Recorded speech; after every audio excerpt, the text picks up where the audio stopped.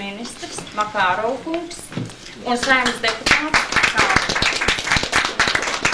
Un tādēļ es vārdu došu vispirms Kāpnē, kas raidījumu organizē, un pati es tagad gaidīšu arī jūsu visu jautājumus, un jūs visi jautājiet, un šie cilvēki jums atbildēs uz jautājumiem arī jūs izsmiņošas atbildes. Lūdzu.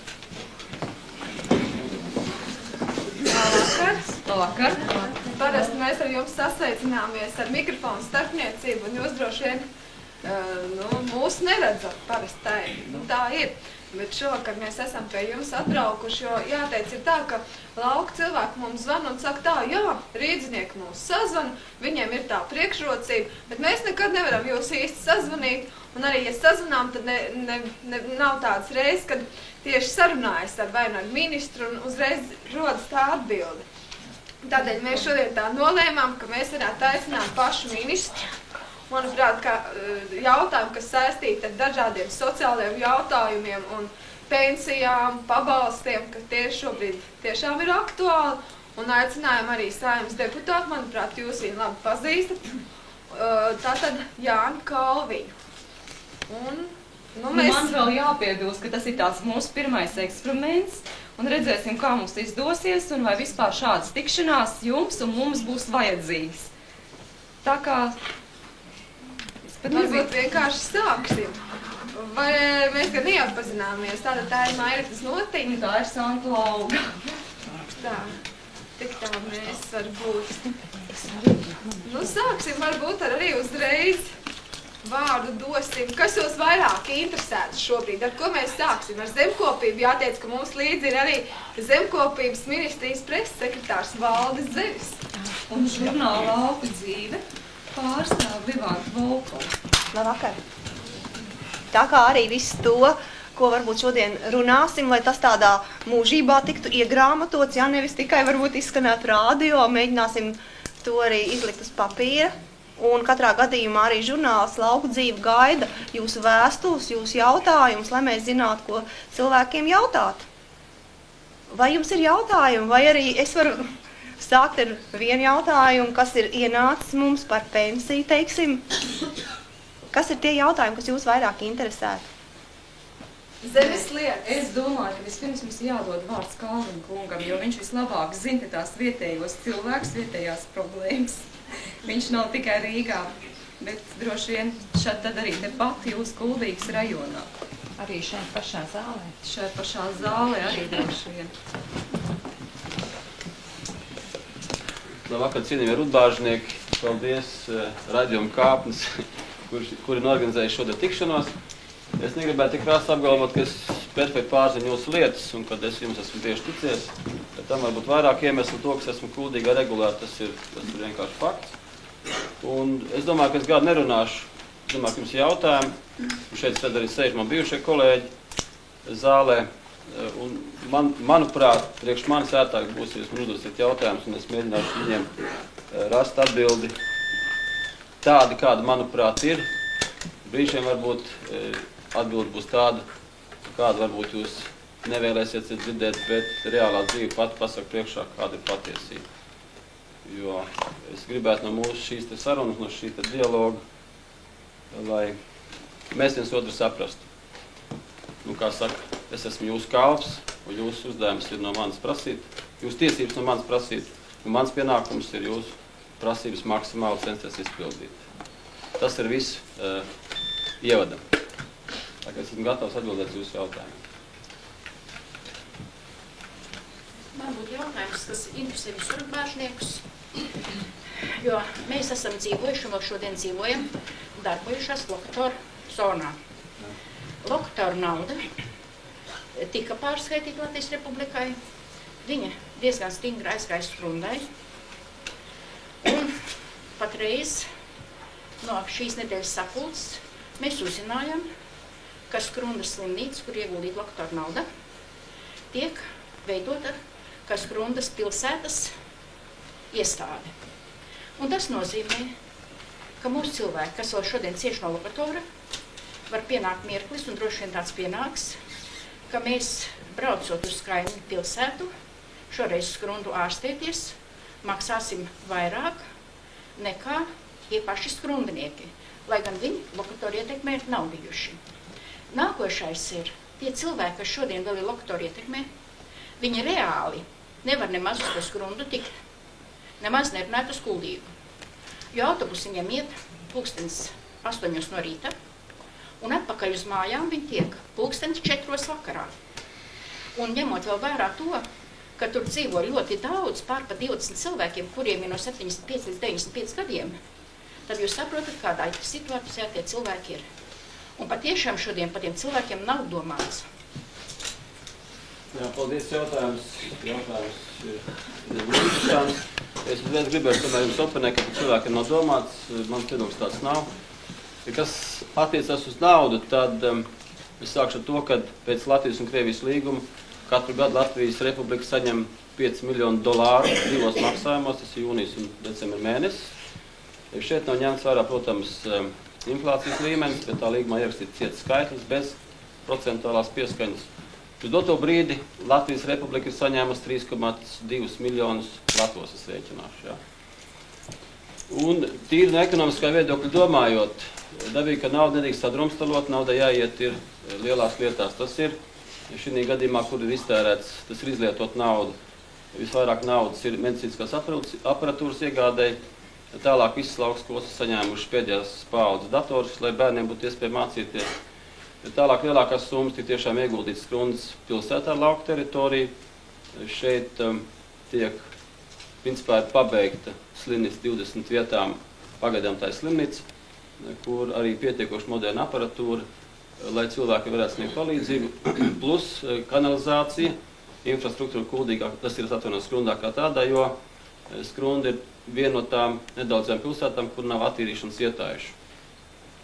Kas attiecās uz cilvēku nogādāšanu uz ārstniecības vietām, es personīgi, tā ir mana pārliecība, jūs, protams, varat man oponēt, jo daudz cilvēki tīri emocionāli uzskata, ka ir jāizdod naudu zālēm, bet neveidojot modernas, normālas ārstniecības iestādes ar operatīviem transporta līdzekļiem, ar labu aparatūru, lai varētu diagnosticēt attiecīgu slimību un operatīvi palīdzēt. Jo Skrundas nauda, nomas nauda kaut kad beigsies, un tad tās izlietotās zāles arī beigsies, un līdz ar to nebūs nekāda paliekoša, kā saka, ilgstošam labumam. Šī gadījumā, ja mēs naudu izlietojam slimnīcas celtniecībai, ceļu sakārtošanai, ātrās palīdzības mašīnu iegādē, kas ir iegādās un kuras jau strādā skolu celtniecībā, lai būtu iespēja mācīties mūsu bērniem, jūsu bērniem, jūsu mazbērniem, lai viņiem nebūtu jāpiedzīvo tas, kas jums, jo tas, kas ir noticis, nav ne manos, ne jūsu spēkos atgriezt atpakaļ, ne ar kādu zāļu, ne ar kādas naudas palīdzību. Tātad mums principā jādomā par to, lai mēs daudz normāli dzīvotu šodien un ļoti labi maksimālas robežās, lai dzīvotu mūsu bērni un mazbērni. Tālāk par to jūs teicāt, ka nav iespējams cilvēkiem nokļūt, teju, drīz būs tie saucamie dzeltenie autobusi, kuru pamatmērķis būs vadāt bērnus uz skolu. Un dabīgi, ka viņi nodarbosies ne tikai bērnu vadāšanas skolu, bet arī ar padzīvojušu cilvēku un to cilvēku, kuriem nav iespējas nokļūt ne Kuldīgā, ne Skrundā, ar viņu pārvadāšanu. Tas būs atkarīgs jau daudz, kā šos darbus izplānos jūsu pagasta vadība. Šai ziņā viņi ir pietiekuši saprotoši, līdz šim mums nekāda īpaši liela konflikta nav bijuši. Un viņi papildus vēl nāks autobusu klāt, lai varētu ne tikai jūsu pagast, bet arī citos pagastos šos cilvēkus aizvest attiecīgi uz ārstniecības iestādi. Mēs, protams, šeit varam strīdēties un pārnest viens otram, kad nav kaut kādi pabalsti vai roku, tas ir naudu uz rokas izmaksāt. Es personīgi uzskatu, ka naudu maksāt uz rokas vienkārši nedrīkst, jo tad viņi nekad netiek izlietot pēc mērķa. Ļoti spilgts piemērs ir, tā kā vēl nauda bija repši, kad tika faktiski iznīcināta bērndārza sistēma. Atcerieties ar 50 repšiem, cilvēkiem samaksās rokas naudu, lai bērnus apmācītu vai skolot mājās, kā dziļi teorētiski tas ir kā pareizi, bet tas ir labās attīstītās valstīs ar stabilu ekonomisko situāciju, un kas notika, vienkārši bērni rupli sakot, izteicieni tik piesiet pie grūtas kājas, un tā nauda pamatā lielākā daļa tika vienkārši nodzēta. Tad nauda tika sadrumstalot, un viņi netika tādās lielās ekonomiski pamatotās lietās ar ilgstošu labumu. Un šeit ir jāsaprot vēl viena lieta, ka Skrundas pilsēta, viņa neizbēgam paplašināsies, viņa ir uz ļoti lielas ekonomisks sāders, tas ir ceļš starp Liepāju un Rīgu. Jo neizbēgam šis ceļš jau ir izbraukts, un šeit ir paredzējis gan satiksmes ministrija, gan arī pēc projekta tiks rekonstruēts, uzcelts jauns tilts pār Ventas upi vecā tilta vietā. Un, protams, ka šī pilsētā būs tendence paplašināties. Un gribam, to mēs vairs negribam. Mums būs jāizdomā varianti, kā cilvēkiem nokļūt uz šādām te vietām, kur ir normāla infrastruktūra. Jo tikko mēs sadrumstalosim naudu, katrā pagastā celsim kādu felšeru punktu vai kaut ko tam līdzīgi, tad tas vienkārši ekonomiski ir neizdevīgi. Saprotiet, dabīgi, ka tagad ir grūti un smagi, jūs variet man rāties, ka es kā valsts komisijas vadītājs esmu stingri stāvējis par to, lai nauda aizietu šajās lielās infrastruktūrās. Pirmais tā ir veselības aizsardzība, izglītība un, protams, arī pārējie jautājumi ar infrastruktūru, kas ir saistītie. Bet es esmu gatavs jebkuram nopamatot ekonomiski ar skaitļiem, ka šī gadījumā šodien pielākot jostas, mēs domājam par saviem bērniem, domājam par savu nākotni. Un es varu tā pavisam stingri pateikt, ka neviens lats no šīs te naudas, kas ir tikusi Skrūnas reģionam, nav izmantot neliederīgi. Jo tūlīt mēs praktiski migrācija pabeigt skolu, kur bērni mācīsies ļoti labos apstākļos, un par to mums jādomā, par to mums jārūpējās. Un tāda ir arī ne tikai man, bet arī komisijas politika. Plus pie tā, ka, diemžēl, jāatzīst, ka no tās naudas sākuma stadijā arī pēc komisijas nolikuma bija, ka viņa visa tiks izlietot tieši šim te reģionam, tad ap Skrūnas lokatoru, bet, diemžēl, ir iznācis tā, ka daļa no naudas ir aizgājis pamat budžetā sākot 96. gadu.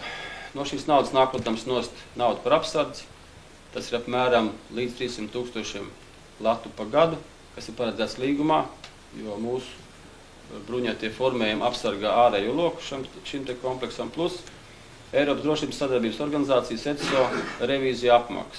Šeit brauc revidenti no šīs te organizācijas, viņi ir augsts līmeņa eksperti, un viņiem ir stipri daudz jāmaksā, bet tas nav no manis atkarīgs, tas ir līguma tekstā skaidri un gaiši ierakstīts. Nu, šeit varētu būt apmēram 40–45 000 latu pa gadu.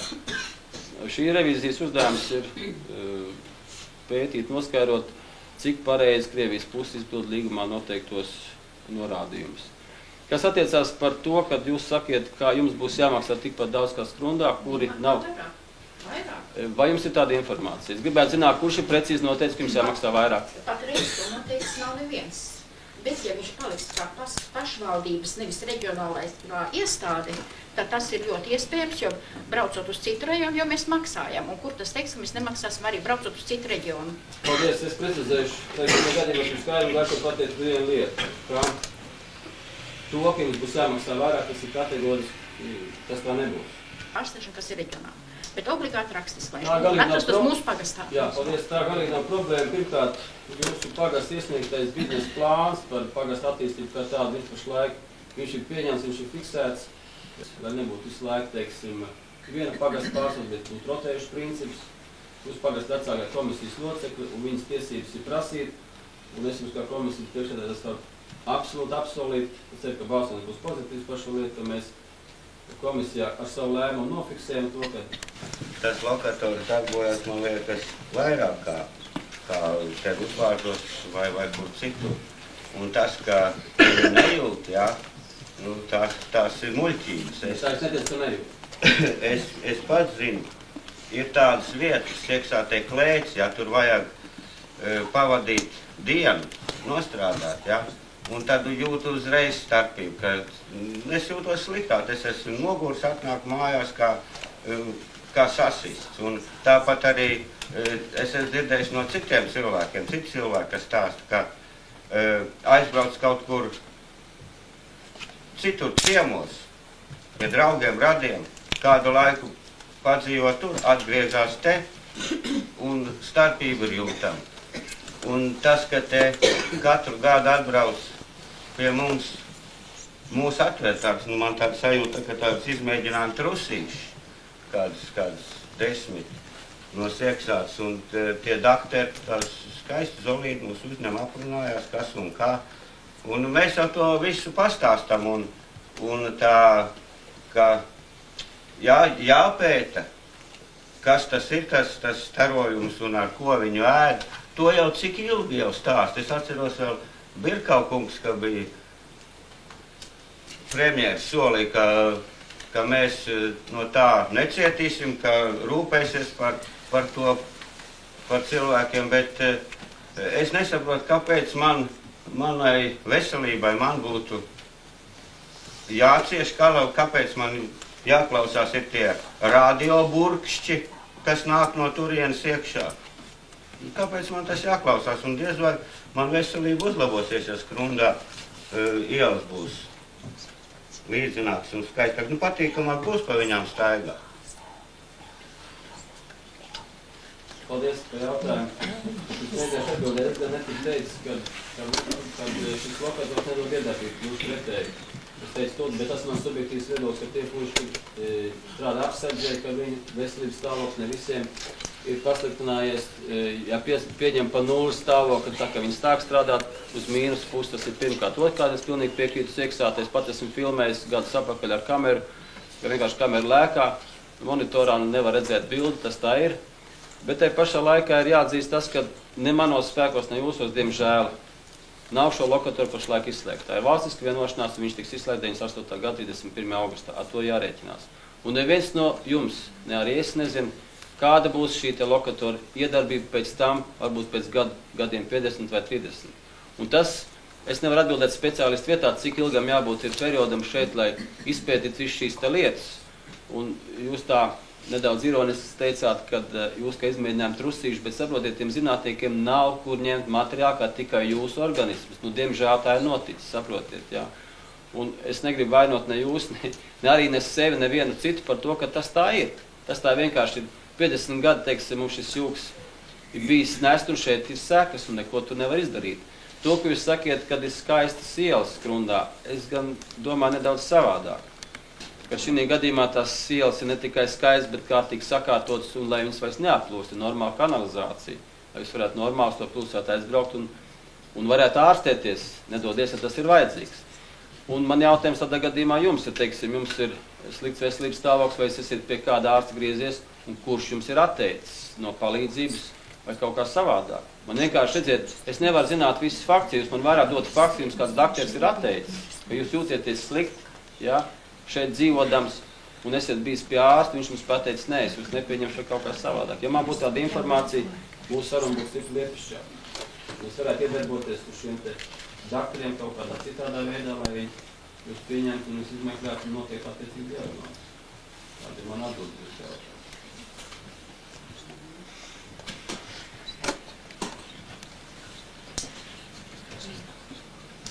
Es gribētu vēl vienu jautājumu. Esmu no kaimiņu pagasta, es arī esmu tajā lokatoru zonā, un es gribētu zināt trīs tādas lietas. Par tiem 50% izlietojumu no tās kopīgās naudas. Vai valdība atskaitās par to, kur paliek tā nauda? Ja tas bija domāts, jā, reģionu. Labi, es saprotu, ka jūs vienmēr uztverat, ka tā ir Krievijas nauda Latvijai, ja? Bet nu, jūs to pa savu daļu atskaitaties, kur viņi aiziet, ja? Vai Skrundai, vai Kuldīgai, vai pagastiem jūs atskaitaties, bet vai te mums nebūtu jāzina arī, kur tā otra daļa paliek? Ja, tā prasīt arī to. Un tad otrs par to izpēti. Bet tad, kad vairāk nebūs tā nomas nauda, tad vēl ar vienu būs tā izpēte, jo tas jau tā var būt saistīta ar ģenētiku un ar tādām lietām, kas ir ilgstoši. Un cik daudz tie līdzekļi tur ir izlietot. Nu, un tad vēl mazliet ironija par to Skrundu, ja?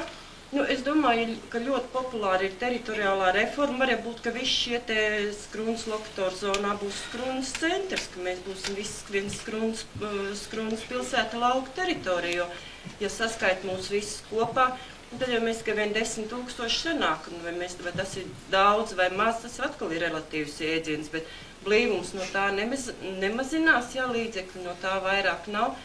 Nerodās, jo visi mēs esam gandrīz dotācijas pagast, un var jau būt, ka no tā, ja runājam par to, ka katrā sliktumā ir savs labums, ka var jau būt, ka tā Skrunda būs mūsu centrs kādreiz nākotnē. Paldies. Es sāku nerodīt. Es tīri loģiski ir tas, ka šāda iedarbības cilvēku organismu nevar palikt bez pēdām. tad šeit zinātniekiem izpētes lauks būs stipri ilgi. Un, godīgi sakot, man rada zinām izbrīnu par to, ka šeit netiek tas pētīts. Jo profesora Baloža vadībā ir pierādīts tas, ka koka aug 6 reizes lēnāk. Tas jau ir, kā zinātnes atklājums, pierādīts. Jo tur ir savas kategorijas, savu kritēriju, kad skaitās šis zinātniskais atklājums un kad viņš tiek fiksēts. Attiecībā arī par dubuma perētajiem putniem, kad zināmā radiusā, šajā vēdekļa radiusā, viņi tomēr nemīl perēt, ja, un, kā saka, neizvad mazuļus, neperē mazuļus, viņi liksto kaut kur tālāk. Tātad, kas attiecās uz izlietotiem līdzekļiem zinātniekiem, viņa no nomas naudas izlietoti ir ļoti maz, ja nemaldos kādi 4-5 tūkstoši, bet zinātnieku aktivitāte, diemžēl, ir ļoti, ļoti maza. Šeit, godīgi sakot, es negribu pārmest Baložkungam, nebūtu nē, bet mums ir pietiekoši daudz zinošu speciālistu Latvijā, kur šeit būtu ļoti, nedrīkst tā teikt, tas skan varbūt ciniski, ļoti interesanti priekš zinātniekiem izpētes lauks, jo tāda otra vieta, es nezinu. Un tad būtu jābrauc kaut kur projām, kaut kur tā, jo šāds lokators neceļ apdzīvotās vietās. Kuldīgas variants ir ļoti specifisks. Tā pašā laikā, kad šeit nedrīkst būt lokatoru vēdekļa rajonā, neviena māja viņas ir, un cilvēki dzīvo, tad viņi jau ir, kā jūs teicāt, jau izmēģinājumi trusīši. Un šeit būtu valstī būtu jāgulda iekšā pamatīgi līdzekļi, un šie cilvēki sauciet, ka gribiet kaut pa izmēģinājumu trusīšiem, bet būtu jāpēta, tas ir jāskatās jāpēta viņi, un ilgstoši jāpēta. Kāds iespējas uz viņu pēcnācējiem un tā tālāk tā ir projām. Jūs runājat par ģenētiku tādām smākām lietām, es tur maz ko saprotu un negribu iedziļināties, bet es tikai tīri no cilvēciskā viedokļa domāju, ka šeit ir unikāla iespēja šo lietu izpētīt, jo ar jums ir notikusi nelaime. Un, lai nenotiktu nelaime ar citiem, ir jābūt kapitālai datu bāzei, kur rodās tikai uz analīzes bāzes. Kas attiecās par pirmo jautājumu, tad pēc nolikuma man kā komisijas priekšsēdētājiem 2 reizes gadā jāsniedz atskaita valdībai par izlietoto naudu. Līdz šim, paldies Dievam, valdība vēl nav teikusi, ka nauda izlietot ir slikti, un es jau jums teicu, ka es varu jebkuram pierādīt, ka nauda izlietot ir liederīgi. Neviens lats nav aizgājis neliederīgi izmantots. Ja nu kaut kur objektā, kaut kur tā vai savādāk, jo mēs vēl neesam Eiropas līmenī, lai celtniecības darbu tik veikt varbūt labākajā kvalitātē, tas ir cits jautājums. Dabīgi, kad es par šo naudu cīnos, bet es šeit nestīšu kulakiem pa krūtīm, neteikšu, cik man grūti un cik man smagi iet. Lai to cīnies, es gribētu teikt jums tā pavisam no sirds, kad es to daru maksimāli, esmu to darījis un darīšu līdz tam brīdim, kamēr šī nauda izbeigsies.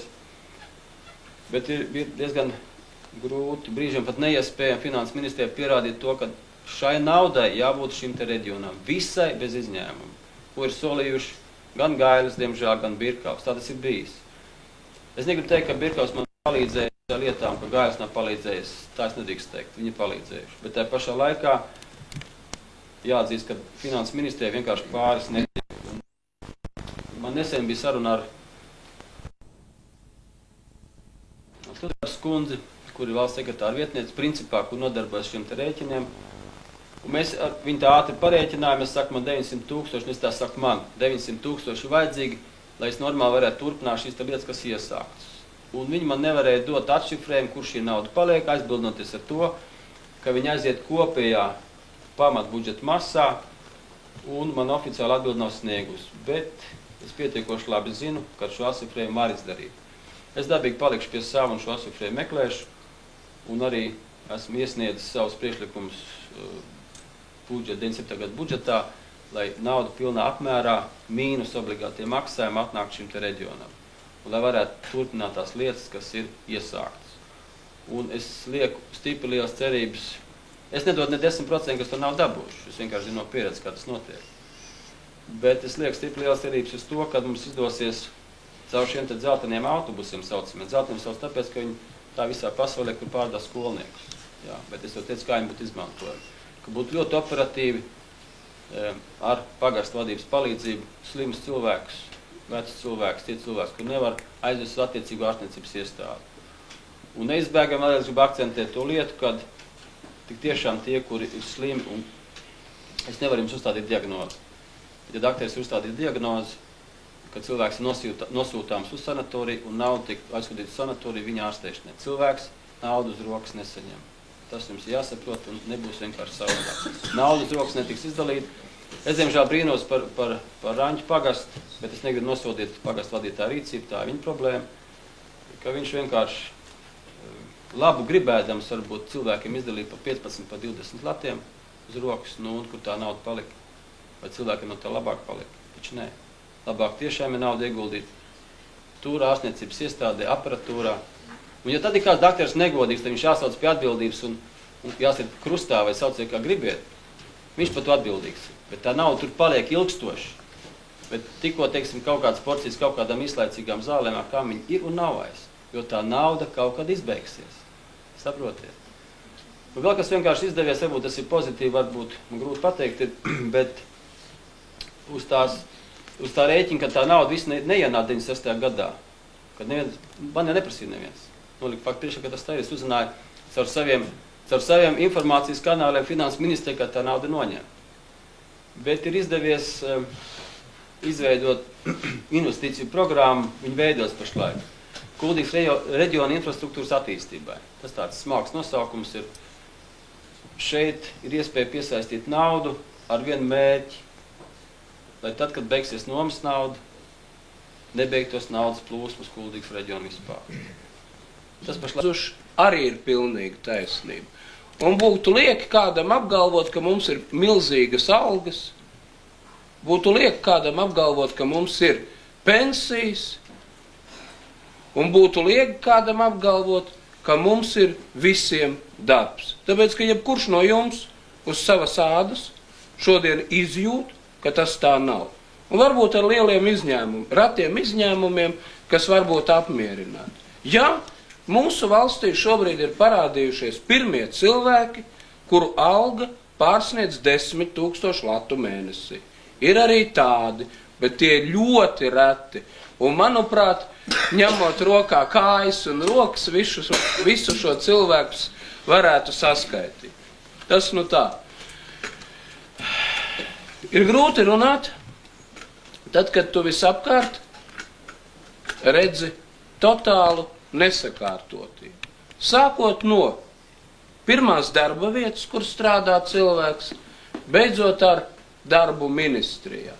Un tad tu mēģini grābt un ķert, ko var izdarīt. Tātad veselības aprūpe ir pilnīgi pamatots pārmetums. Kāpēc cilvēkam no cita pagasta, kāpēc cilvēkam no cita rajona būtu jāmaksā dārgāk par slimnīcas pakalpojumu nekā tam, kas dzīvo šai pagastā vai tai pilsētā.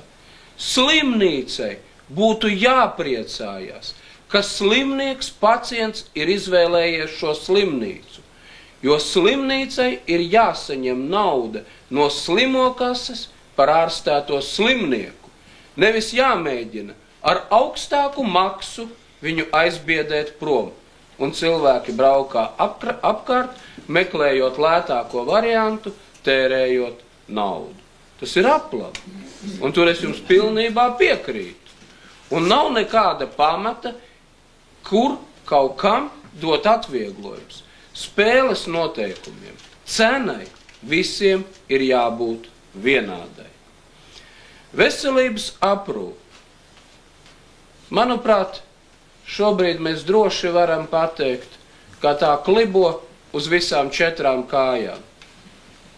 Klibo gan tāpēc, ka ārstu algas ir ļoti mazas, vēl mazākas un nepanesamākas ir medmāsu algas, un vēl trakāk ir ar slimnīcu inventāru. Kāpēc? Tāpēc, ka šobrīd ir parādījušās tehnoloģijas, kas ir ļoti dārgas, ļoti efektīvs, bet mēs visi viņas gribam iegādāties. Ir burvīgas laboratorija iekārtas, kas maksā 30 000 latu, kas vienā stundā izdara 300 analīzes, stundas laikā 300 analīzes, un tādai kā Kuldīgas slimnīcai viņu vajadzētu darbināt 1 stundu. Bet ir daudzi rajoni, kas šādas laboratorijas ir nopirkuši. Tai pašā laikā Kuldīgā nav, jā, tie ir tā ir Rīgas vairākas slimnīcas, tā ir Valmiera, bet nu tas tā. Tā pašā laikā to, kas ir vajadzīgs, lai jums tuvumā būtu ģimenes ārsts, feldšerpunkts, kas sniegtu palīdzību. Valstī vajag noteikt principu. Pilsētā uz 2000 iedzīvotājiem ir jābūt vienam ģimenes ārstam, lauku rajonos atkarībā no blīvu, bet ne mazāk kā viens ārsts uz 1000 iedzīvotāju. Un tad mēs sajustu, ko tas vispār nozīmē. Mēs šobrīd runājam par labu, lielu slimnīcu attīstību, bet aizmirstam, ka 90% gadījumu ar slimībām var tikt galā ģimenes ārsts, un tikai 10% gadījumu vajadzētu ārstēt slimnīcā. Pasaulē ir tāda neparasta ciparu būtība, ka 1% slimnieku tērē 90% no visas veselības aprūpes naudas. 5% tērē 9%, bet pārējie 94% iedzīvotāji tērē šo 1%. Un tad iznāk, ka mums šobrīd ir pašiem sev jāpasaka, ko attīstīt pa priekšu.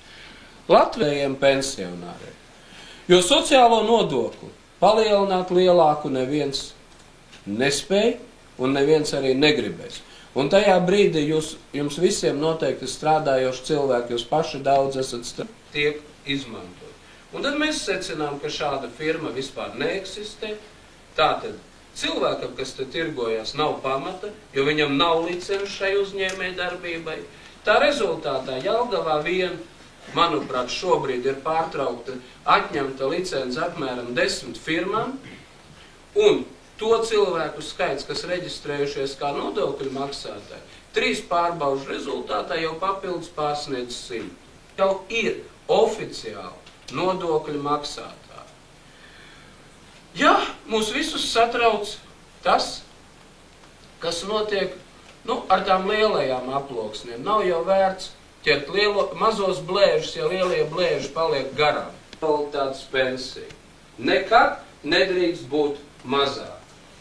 Un ja arī viņš kā invalīds ir saņēmis lielu pensiju, uz tieši tādu pašu viņam ir tiesības pretendēt vecumā. Viņu nevar samazināt, bet vecuma pensija nedrīkst būt mazāk.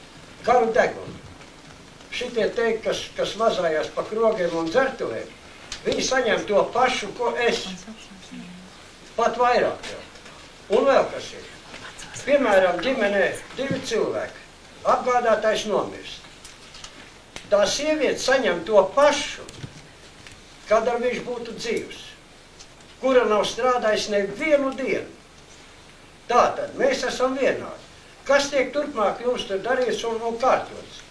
Un jūs sakiet naudas trūkums. Šī gadienā man būtu tāds jocīgs jautājums. Kas tur ar tiem ministru kabinetiem ir? Tik šausmīgs, ārprātīgs summas. Tāpat arī prezidenta kungam. Toaletes turētājs kaut kāds papīra turētājs 100 latu kaut kas. Tā rakstīja avīze. Tas vienkārši nav. Lauka avīze. Un pārējais viss. Salīdzinot arī lauka avīze, tas bija pagājušo gadu, man liekas, ka salīdzināja ministru kabinetu Tallinā ar mūsu. Tas ir diena pret nakti. Un tagad arī šīs dienas avīzē, lauka avīze raksta, ka čeveri kabineti vien. Tas ir smieklīgi pilnīgi. 500 latu pa kaut kādu akvāriju. Nu, tas jau ir ārprāts. Kāpēc tu nevarētu šito tentos visus un tāpatās arī muitas, kur šitos te milzīgos 1000 viņi atņem? Kur viņi paliek tā nauda? Vai tiešām muitnieki to ir? Vai valsts viņi paņem? Es to nesaprotu. Ne jau es viens to. Lūdzu paskaidrojiet, kā turpmāk būt ar šitiem te, kas ir miruši un saņem to pašu, ko es esmu strādājis. Un vai turpmāk tāpatās būs? Pensijas vienāds. Kas tā ir paliek? Tātad turpmāk pensijas nebūs vienāds, bet es vēlreiz saku, tas ir tikai turpmāk. Tāpēc, ka jaunajā pensiju likumā ir skaidri pateikts, ka apgādnieku zaudējumu pensiju var saņemt tikai bērni, ne sieva, neviens cits, jo likuma ideoloģija ir pietiekoši nežēlīga pret šobrīd strādājošo. Katram ir jābūt apdrošinātam un katram jāmaksā par sevi. Tikai tad, ja tu esi oficiāli reģistrēts kā bezdarbnieks, tikai tad, ja tu esi invalīds un nespēj strādāt, šos maksājumus veids valsts. Tas ir labi. Kad, lai būtu, kāpēc to nauda vajadzīga, kur vajadzīga un kāpēc vajadzīga. Varbūt pavisam nedaudz, mēs pašlaik arī tā pārunājot ar kolēģiem, runājam par vienu lietu, kad nevar tai tautsaimniecībā prasīt vienai nozarei, ja nav kur ņemt. Jo jāsaproti viens, ka pašlaik visa tautsaimniecība ir zemā līmenī, prasti sakot. Salīdzinot ar 1990. gadu, koprodukts valstī ir krietni samazinājies. Laukos jūs paši labāk pa mani ziniet, cik jūsu pagastā ir palikušas gotiņas, cik cūku komplekss jums vēl strādā, citur ir tā nav. Tāpēc arī skaidrs, ka ir jādara viss, lai varētu arī laukos ražot efektīvāk un labāk, un lai varētu sacensties, ko mums visu laiku saka, kad būs uz to Eiropu jāiet. Gribu ilgākam laika periodam, kāda būs valsts politika, ko valsts vairāk atbalstīs. Jo, ja tādas nav, te ļoti grūti saimniekot vai ar kartupeļiem, vai ar graudiem, vai ar kādu citu, citā nozarē. Pavisam īsi pa kredītu politiku, jo jūs te sakiet, ka nav naudas un nav arī kredītu. Deputāta kungs gan teica, ka Igaunijā 5%, bet es galvoju, ka tas ir ļoti neliels apjoms.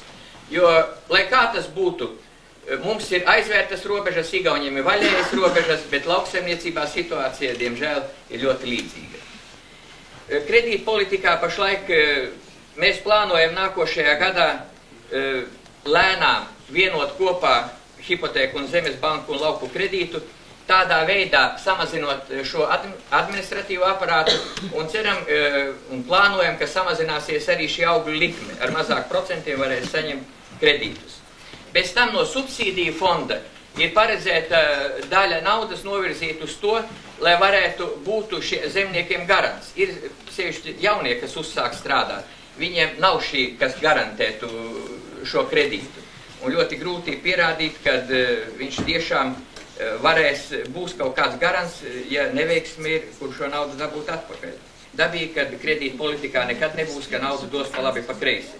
Jo mēs jau savā laikā, jūs paši ziniet, esam ar... Lai būtu jēga ieguldīt šajā zemē arī līdzekļus.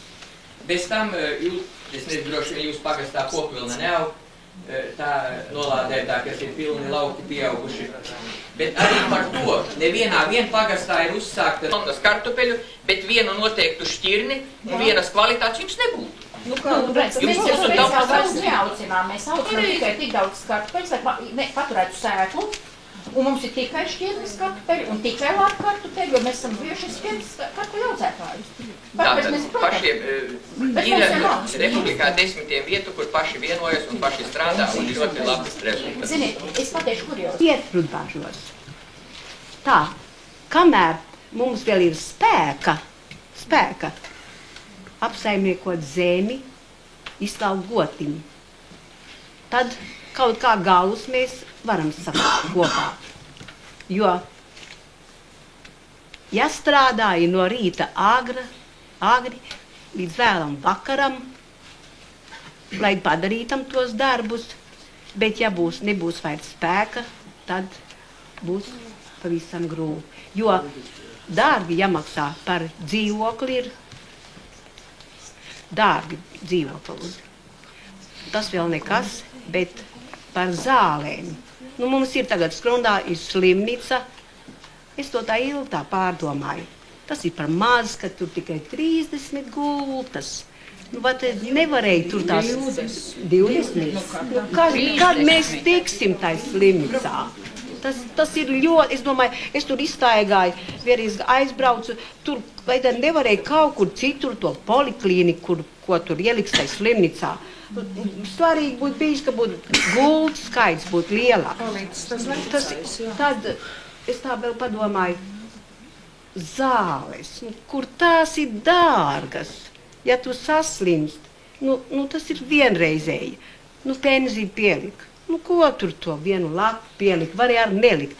Ja nevarēja palielināt augstāk, vismaz par 3 vai 4 latiem, nu tas lats, tas it neko neizdod. Es negribu neko tur nolikt, bet tomēr strādāts visu mūžu ir. Un tagad tā, kādreiz mēs tā ar vīru mājās domājam, visu mūžu tu esi strādājis, un gribētu taču, nu tā vieglāk.